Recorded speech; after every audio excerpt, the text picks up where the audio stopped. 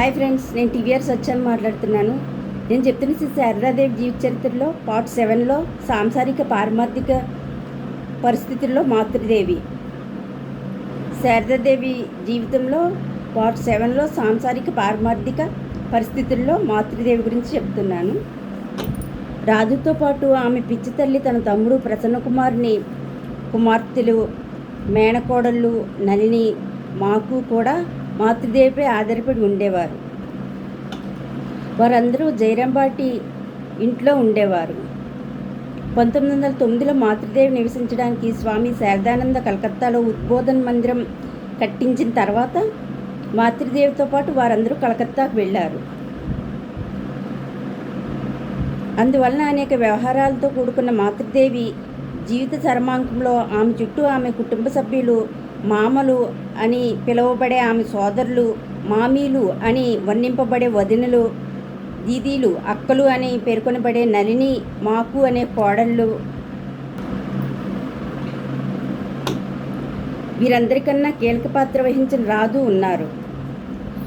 సోదరుల స్వార్థపరత్వం, మేనకోడళ్ళు ఈర్ష్య, మడిమైలల విషయంలో నలిని ఛాందస్సం, రాజు తిక్క, రాజు తల్లి యొక్క మతిభ్రమణం మొదలైనవన్నీ కలిసి దుర్భరమైన చిక్కుల వలయంగా తయారైన కుటుంబ పరిస్థితి నడుమ నిరుపమానమైన ఓర్పు, పరిజ్ఞానం, వైరాగ్య పటిమలచే భరించగలిగిన శక్తితో మాతృదేవి తానుగా కోరి తెచ్చుకున్న విధులను ఏమాత్రం వెనుకాడక నిర్వహించారు.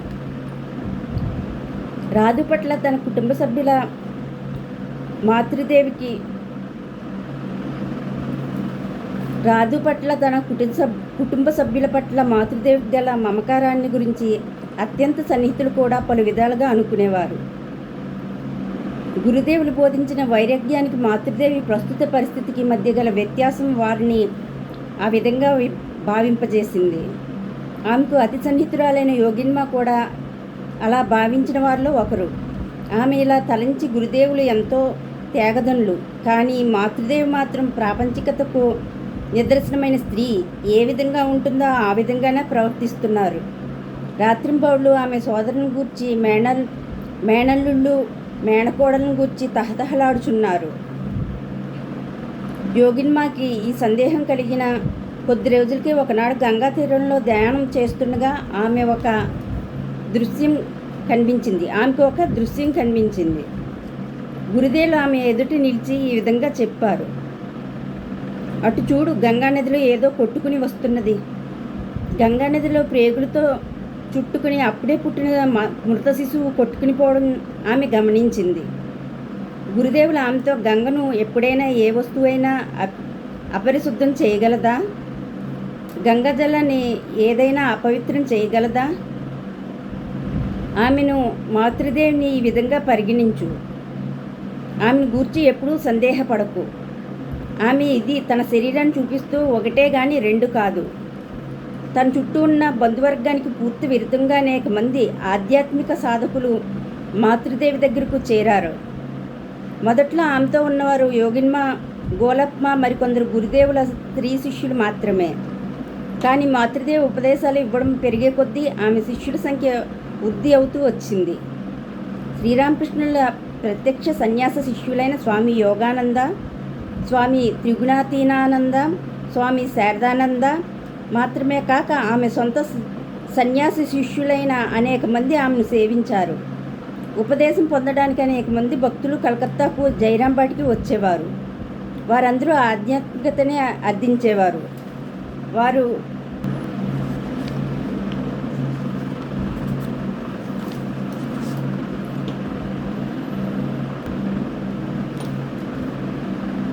పైన సూర్యుడు ప్రకాశిస్తుండగా ఆ అగ్నుల మధ్యలో కూర్చుని జపం చేయడమే పంచాగ్ని తపం.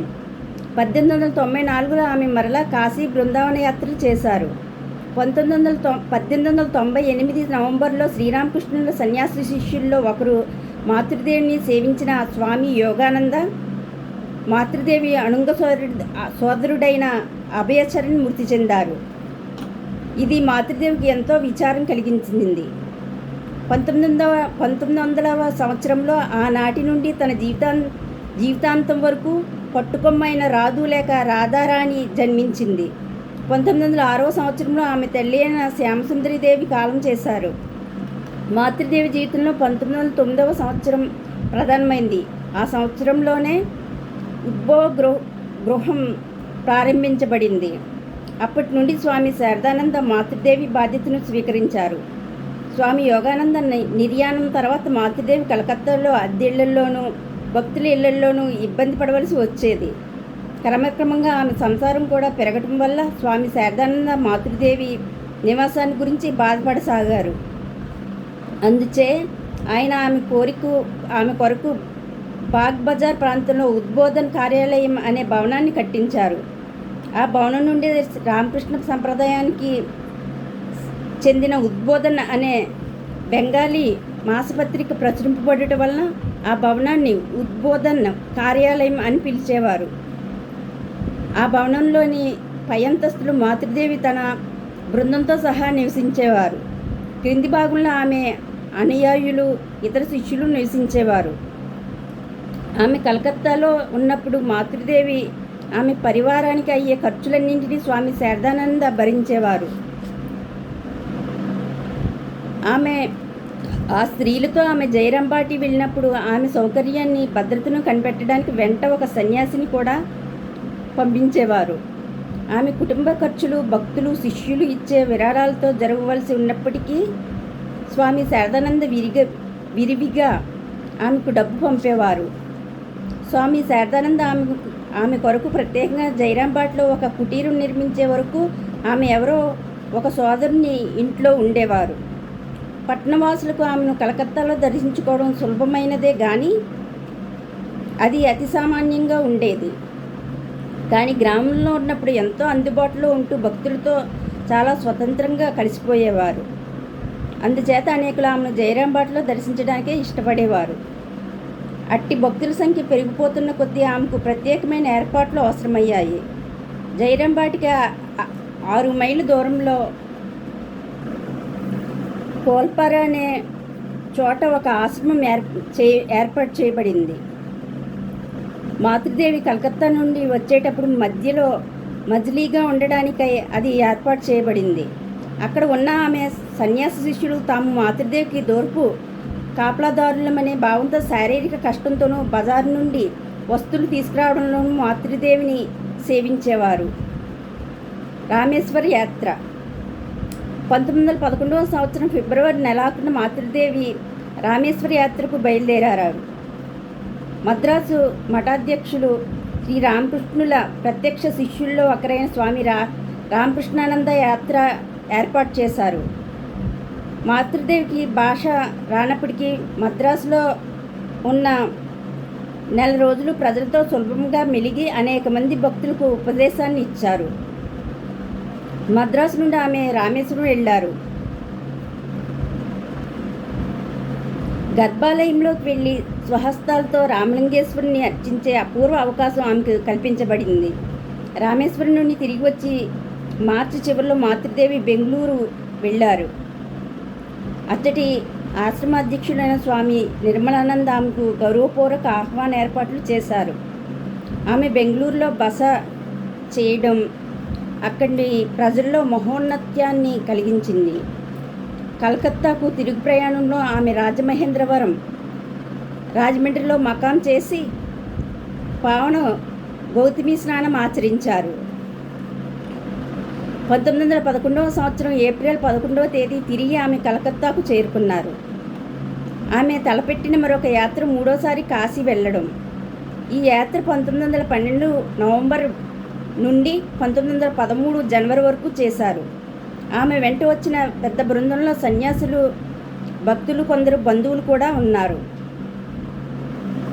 ఆధ్యాత్మిక గురుత్వం 1888 నుండి 1920లో మహాసమాధి వరకు మాతృదేవి జీవితం ఆధ్యాత్మిక ఉపదేశాలు చేయడంలో గడిచిపోయింది. తాను ప్రారంభించిన ఉద్యమాన్ని కొనసాగించమని గురుదేవులు ఆమెను ఆజ్ఞాపించారు. ఈ విషయాన్ని గురించి మాతృదేవి చెబుతూ, ఈ మంత్రాలన్నీ నేను గురుదేవుల నుండి పొందినవే, దీని వలన ముక్తి లభిస్తుంది అన్నారు. తన అవసాన సమయంలో శ్రీరామకృష్ణుడు బాధతో, నీవు ఏం చేయవా, నేనే సర్వం చేయాలా అని మాతృదేవిని అడిగినప్పుడు దానికి ఆమె ఈ విధంగా సమాధానం ఇచ్చారు. నేను కేవలం స్త్రీని, నేనేం చేయగలను? కానీ గురుదేవులు కాదు కాదు నీవు చేయవలసింది ఎంతో ఉంది అని చెప్పారు. ఈ విషయం శ్రీరామకృష్ణుల దివ్య దృష్టి అపారమైంది.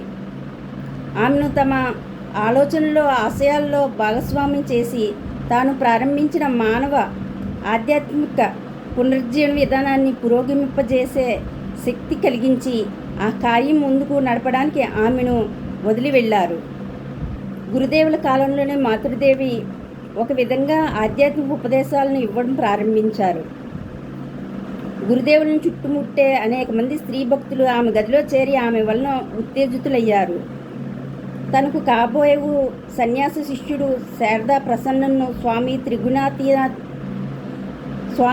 త్రిగుణాతీతానంద ఆమె వద్ద ఉపదేశం తీసుకోమని గురుదేవులు ఆదేశించినట్లు తెలుస్తున్నది. కానీ అది జరిగిందో లేదో సందేహమే. కానీ మొట్టమొదట ఆమెను సేవించిన వారిలో స్వామి త్రిగుణాతీతానంద ఒకరు. తాను పాశ్చాత్య దేశాలకు వెళ్లే వరకు ఆయన మాతృదేవిని సేవించారు. ఆమె వద్ద ఉపదేశం పొందిన వారిలో స్వామి యోగానంద మరొకరు. గురుదేవులు మాతృదేవికి ఆయనకు స్వప్నంలో ఆదేశం ఇవ్వడంతో బృందావనంలో ఈ ఉపదేశం జరిగింది. ఆమె జైరాంబాట్లోను కలకత్తాలోనూ ఉంటున్నప్పుడు ఉపదేశానికి ఆమె దగ్గరకు చేరిన భక్తుల సంఖ్య చిన్న జలధారగా ప్రారంభమై గురుదేవుల నామం సందేశం నలువైపులా వ్యాప్తి చెందే కొద్దీ మహా ప్రవాహంగా వృద్ధి చెందింది. ఆమె శిష్యులను చేర్చుకోవడంలో చాలా ఉదారంగా ఉండేవారు. వారి అర్హతలు గుర్తించలేక అట్లు చేయలేదు. కానీ ఎవరైనా ఆమెను సమీపించి అమ్మ అని శరణుజొచ్చితే ఆమె మాతృహృదయం వారిని ప్రేమానురాగాలతో ఆదరించేది. సముద్రంలో ఉన్న ఆమె విశ్వప్రేమలో ఆమె నుండి పొందే ఆశీస్సులకు వారి అర్హతలకు కొంతను ఉండేది కాదు. ఆ కారణం చేత ఆమెకు శిష్యులు అసంఖ్యాకం. వారిలో చాలామంది తక్కువ తరగతి ప్రతిభ ఉన్నవారు. దీనిపై యోగిన్మ ఒకసారి ఇలా అన్నారు: గురుదేవుల శిష్యులను చూడు, వాళ్ళలో ప్రతి ఒక్కరూ ఒక ఆధ్యాత్మిక సింహం. అమ్మ, ఇక నీ శిష్యుల వంక చూడు. మాతృదేవికి దానికి బదులుగా దీనికోసం నీవు ఆశ్చర్యపడాలా? ఆయన రత్నాలను ఎంతో జాగ్రత్తతో ఎంపిక చేసుకున్నారు. ఇక నా వైపు అనామకమైన చిన్న చేపలను త్రోశారు. ఆయన శిష్యులను నా శిష్యులతో పోల్చుకు అన్నారు. అంతేకాక ఉపదేశంలోని అంతర్యాన్ని గురించి ఒక శిష్యునితో ఈ విధంగా అన్నారు: నీకు ఇవ్వవలసిన దానినంతా ఉపదేశకాలంలోనే ప్రసాదిస్తాను. నీకు వెంటనే శాంతి కావాలంటే నీకు సూచించిన ఆధ్యాత్మిక సాధనను అభ్యసించు. అట్లా కాంచో మరణానంతరమే దాన్ని సాధిస్తావు. మరొక శిష్యుడు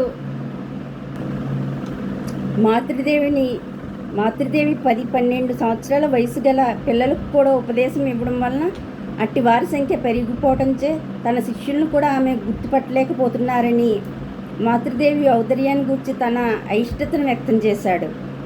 దానికి ఆమె ఇచ్చిన సమాధానం ఇది: నాయనా, గురుదేవులు నన్ను ఈ విధంగా చేయవద్దని చెప్పలేదు. అనేక విషయాలను నాకు బోధించిన ఆయన ఈ విషయాన్ని కొంచెమైనా చెప్పి ఉండరా? నా శిష్యుల బాధ్యతలను ఆయన మీద పెడుతున్నాను. ప్రతిదినం ఆయనను ఈ విధంగా ప్రార్థిస్తాను: ఈ శిష్యులు ఎక్కడ ఉన్నా మీరు వారిని కనిపెట్టి ఉండండి.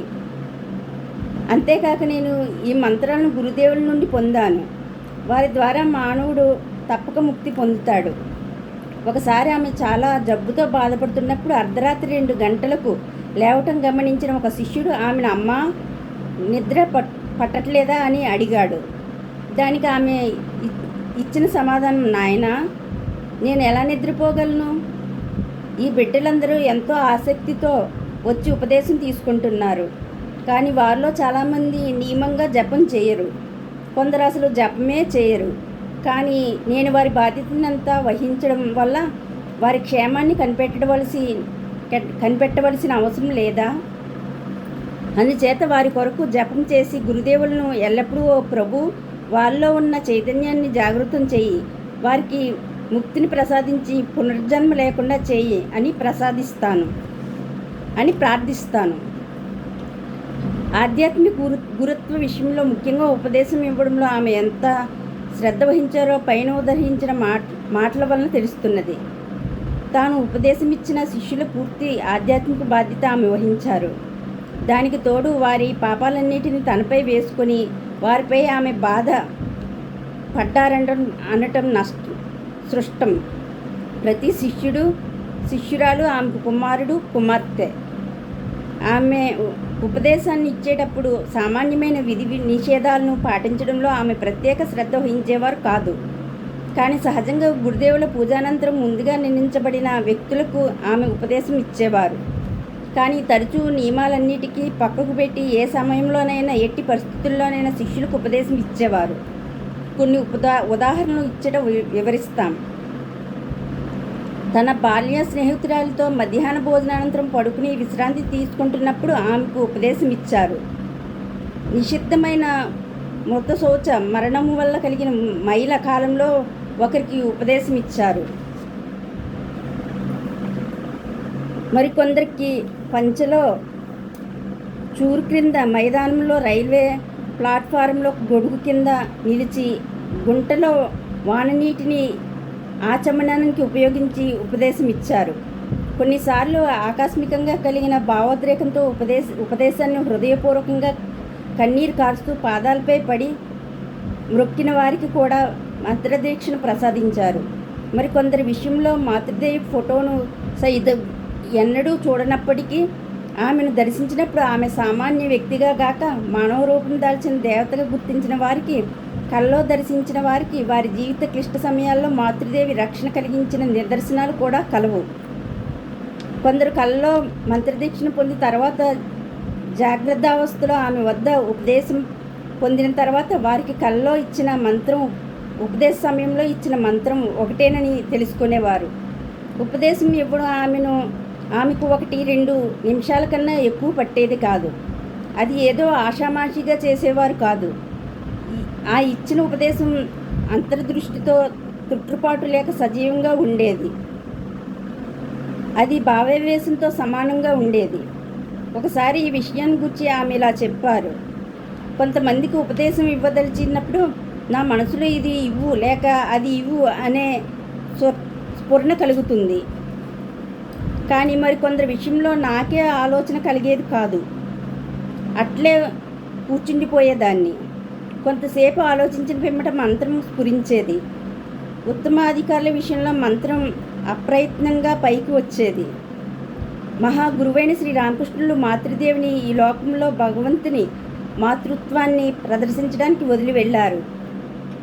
సాధకులు తత్వదృష్టితో దాన్ని అర్థం చేసుకోగలరు. భగవంతుని యొక్క స్వభావమైన విశ్వప్రేమే మాతృదేవి జీవితంలో కూడా విశేషంగా అభివ్యక్తమైంది. ఆమె ఆధ్యాత్మిక గురుత్వం కూడా ఈ విషయాన్ని రుజువు చేస్తుంది. కుమారునిలో ఉన్న ఏ లోపము తల్లి ప్రేమకు అడ్డం కానట్లు మాతృదేవిని కూడా శరణుజొచ్చిన వారందరినీ వారి వారి గుణగుణాలను బట్టి తారతమ్యం పాటించక అందరినీ సమానంగా ఆదరించారు. ఆమెలో ఉన్న అనంత ప్రేమకు అందరూ సమానులే. ఆ ప్రేమయందున్న అగాధత్వంలో వారి నైతిక ఆధ్యాత్మిక పొరల తారతమ్యం నశించిపోయేది.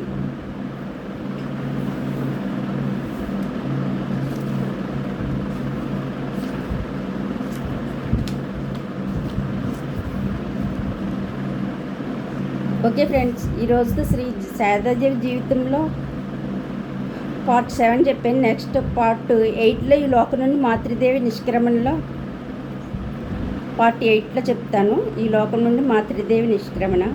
ఓకే ఫ్రెండ్స్, నేను చెప్పిన శ్రీ శారదాదేవి జీవితం మీకు నచ్చినట్లయితే లైక్ చేయండి, షేర్ చేయండి, సబ్స్క్రైబ్ చేయండి. Okay friends, thank you, bye.